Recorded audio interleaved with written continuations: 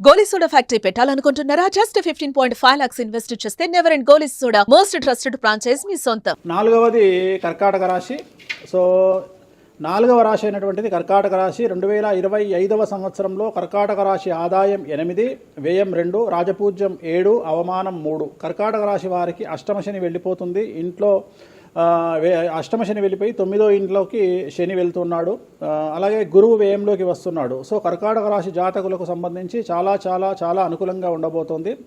కానీ గొంతు నుండి బొడ్డు వరకు ఏమైనా ఆరోగ్యపరమైన ఇబ్బందులు తలెత్తే అవకాశాలు మరియు కాళ్ళు చేతులు విరగడం లాంటి విషయాల్లో జాగ్రత్తగా ఉండవలేను. ఇక మిగిలిన విషయాలలో చాలా అనుకూలంగా ఉండబోతా ఉంది. ఈ సంవత్సరం విదేశీ యానము, విదేశీ వ్యాపారాలు, విదేశాల్లో పెట్టుబడులు కలిసి వచ్చే అవకాశాలు కనిపిస్తూ ఉన్నాయి. దూరమైన వాళ్ళందరూ ఈ సంవత్సరం తిరిగి దగ్గరయ్యేటువంటి అవకాశాలు కనిపిస్తున్నాయి.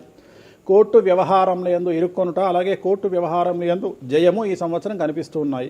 విద్యార్థులకు అనుకూలమైన ఫలితాలు, విదేశీ యానము, విదేశాల్లో చదువుకునే అవకాశము, అలాగే చదువులో ఉత్తీర్ణత, అవివాహితులకు వివాహ యోగ సూచనలు, సంతానం లేని వారికి సంతాన యోగము, అన్ని రంగాల వారికి జీవనం సుసంపన్నము, కష్టాలు తొలగిపోవుట, అన్ని రంగాల వారికి అనుకూలతలు, మరీ ముఖ్యంగా రైతులకు అనుకూలతలు ఈ సంవత్సరం గోచరిస్తూ ఉన్నాయి. వీరి జాతకంలో ఉన్నటువంటి ఒకే ఒక్క సమస్య గురువు వ్యయంలో ఉండడం. సో వ్యయంలో ఉన్న గురువు కోసం ఏం చేయాలి అంటే గురువారం నాడు పసుపు రంగు దుస్తులు ధరించడం. అంటే పసుపు రంగు దుస్తులు అంటే ప్యాంట్ షర్టే కాకుండా ఒక షర్ట్ వేసినా సరిపోతుంది. అలాగే వీలైనప్పుడల్లా శ్రీకాళహస్తి గురు దక్షిణామూర్తిని దర్శించుకోవడం, అలాగే కామాఖ్యలోని బగలాముఖి అమ్మవారి దర్శించుకోవడం వలన వీరికి సమస్యలు తీరిపోతాయి.